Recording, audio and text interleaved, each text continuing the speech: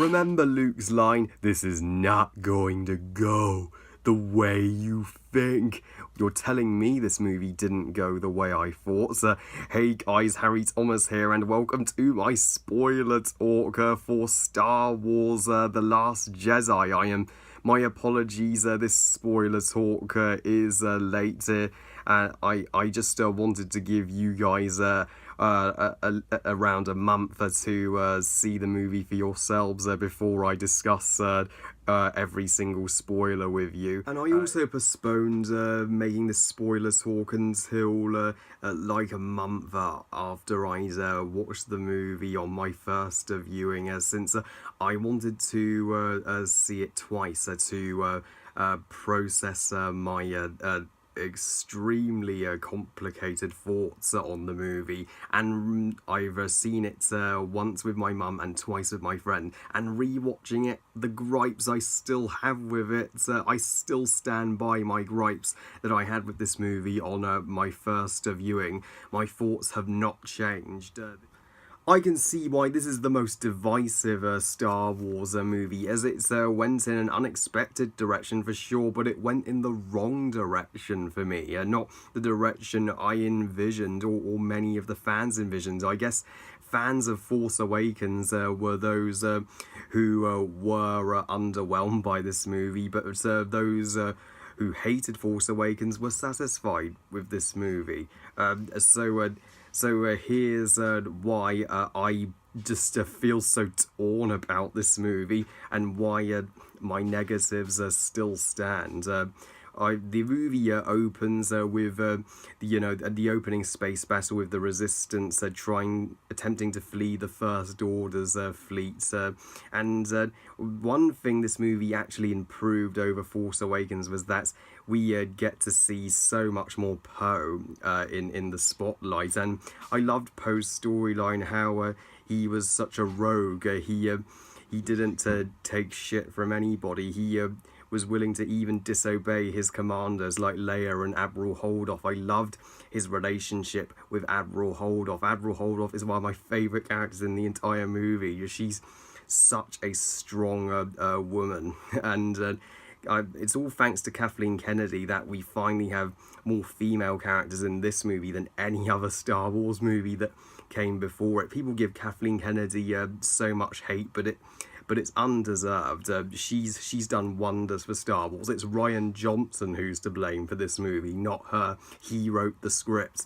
And now, ladies and gentlemen, let's discuss that WTF moment with Leia. That's everybody's going crazy about. The moment when Kylo's about to blow up Leia's command base, thankfully he hesitates and refuses to shoot his own mother, which I was relieved by. That shows there is good in him. But then the other First Order TIE fighters just blow up Leia's command base, and she's thrown out into space, and you're like, holy shit, have they killed off Leia? What? But then something just out of nowhere happens. Leia just magically uses the Force to for the first time to just pull herself back into the cruiser, and it's sad throughout the majority of the Resistance scene she's in a coma. I wanted to see her more involved with the Rey, Luke, Kylo and Snoke storyline, since Kylo's her son and she would attempt to pull him back to the light. But where the hell did Leia learn to use the Force like that? She can only use it to Force communicate like she did with Luke in Empire. Luke barely trains Rey. She just trains herself half the time, and doesn't really particularly learn anything new from Luke. Both though the cave scene with her was thrilling, and it was clever how she saw multiple Reys behind her, just desperate to discover the truth behind her parents. And the Yoda scene when Force Ghost Yoda appears and he burns down the sacred Jedi tree was awesome. It was wonderful to see Yoda again. I was praying, please show Force Ghost Yoda in this movie, or Obi-Wan or Anakin, and we got Yoda. Thank you. If only the movie had more moments like that. I applaud Daisy Ridley, Mark Hamill and Carrie Fisher for giving 100% into their performances. despite the writing that they're given. Although Mark Hamill justifiably disagreed with the way Luke was written, he delivered a one hell of a performance, and the Porgs were the cutest, most adorable Star Wars critters, period. I have my Porg here, she's Poppy, I got her as a Christmas present. They are better than the Ewoks, they're what the Ewoks should have been, and their friendship, I was instantly charmed by them. Although the backstory regarding Luke and Kylo makes no sense also. Why the hell would Luke want to murder his own nephew? He tried to turn his father, Vader, back to the light, so why not just turn Kylo back to the light? And what is Kylo's reasoning for joining Snoke and turning to the dark side? I was hoping we get an explanation to that, but it's never explained. He just turns to the dark side because the plot needed him to. And to nobody's surprise, one of the worst aspects of The Last Jedi was the damn Finn and Rose subplot. I freaking hated it. I wanted to like it, but boy, was I mistaken. I mean, if you remove this subplot from the movie, it would have improved it. It would have shortened the running time, improved the pacing by a mile. Yeah, the whole side quest where they go to this casino planet Canto Bight to rescue this code breaker to free these space horses, and they meet these kids which Rian Johnson just intends on setting up in his new trilogy, and they throw in this message about animal cruelty. It feels like it belongs in an entirely different movie. It doesn't alter the story, whatsoever. Why are we focusing literally half an hour of the movie on this subplot that ultimately amounts to nothing? Since Benicio del Toro's character, he was unnecessary and over the top, and I saw him being a villain and betraying them from a mile away. That twist didn't surprise me, and the character of Rose. Now, I admit, I love Rose. I'm not a Rose hater. She had potential, but the movie just did with her what I was praying they wouldn't do: make her fall in love with Finn. That romance it comes completely out of left field. Where did it come from? They should have just been friends. It should be Rey and Finn. I ship Rey and Finn. And in fact, even Padme and Anakin's romance from the Star Wars prequels was more convincing and more developed. And now the most underwhelming factor of The Last Jedi has to be Snoke. Holy shit. Man, it pissed me off the way Snoke was handled. He was the character I was most hyped up to seeing. They built him up to be this all-powerful villain. He could have been the greatest Star Wars villain. And while in his two moments of screen time, he's intimidating for sure. Andy Serkis delivers a stellar mocap performance, as to be expected. And when we get to see him use his Force lightning on Kylo in the moment when he's like, "You'll never be like Vader, you suck," that made me gasp in amazement. But he never uses his Force lightning again after that moment. And what pissed me the fuck off about this character was that they kill him off. I did not exaggerate. They actually killed off the primary antagonist in the middle of the trilogy. That would be like killing off Voldemort in the middle of Harry Potter. That's how ridiculous this is. When Kylo just uses Rey's lightsaber to cut Snoke in half, and then Rey and Kylo team up to destroy Snoke's Praetorian guards, which, by the way, the movie never explains who they are. Are they the Knights of Ren? Who cares? According to Rian Johnson. And Rian Johnson doesn't even answer who Rey's parents are. He just said, not only is Snoke nobody, but Rey's parents are nobody.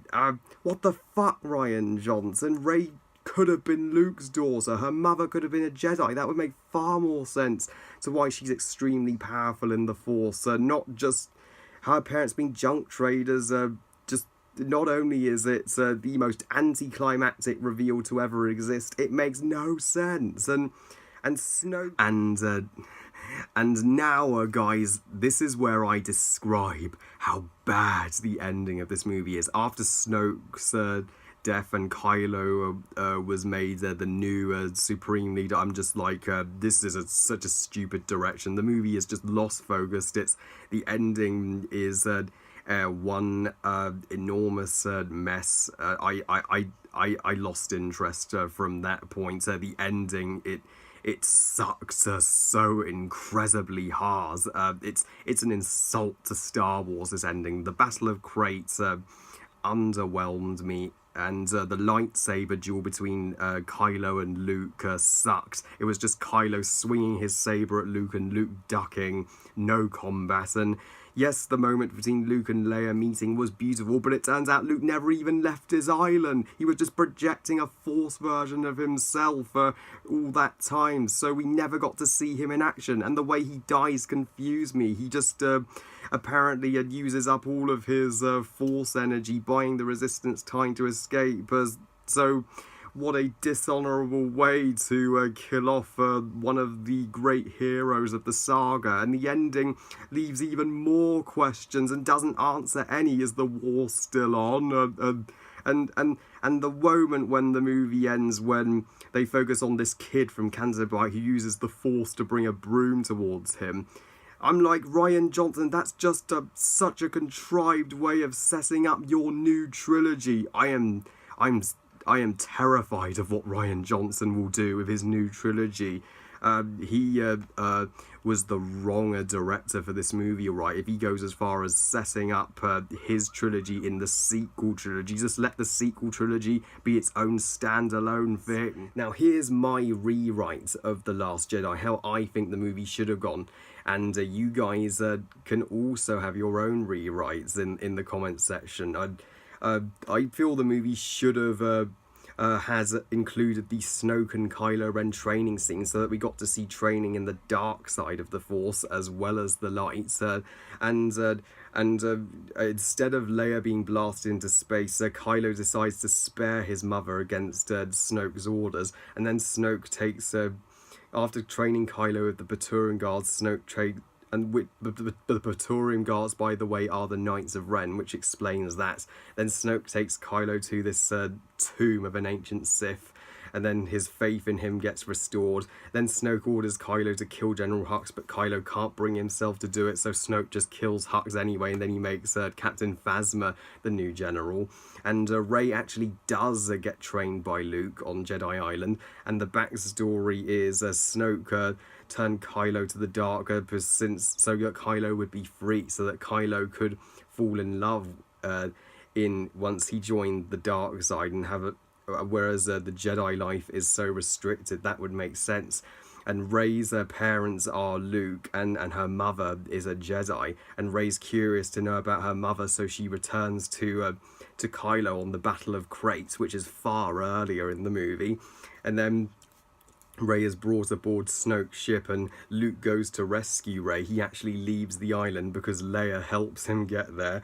And Snoke reveals to Luke that he's Darth Plagueis, and that he's Darth Vader's father, Luke's grandfather, and Rey and Kylo's great-grandfather.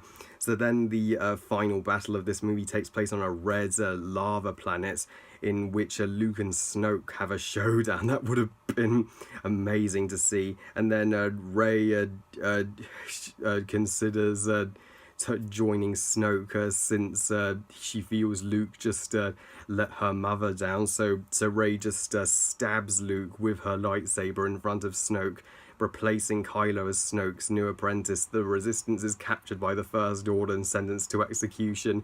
And then in the cliffhanger, Kylo meets Rey's mother, who's a Jedi. And that leads into episode 9. Here's the title I have thought of for episode 9, Turn of the Dark Side. And here's my depiction of the poster had it gone in the direction I was praying it was. And well, I love you guys. Thank you all for watching. I hope you guys enjoyed this spoiler talk and rewrite. And what was your thoughts on The Last Jedi, and what was your rewrite of the movie? Please comment and let me know. Please like this video and subscribe. Please follow me on Twitter and on Google Plus and on Instagram. And I'll see you all next time. And remember, movies are us. Bye guys.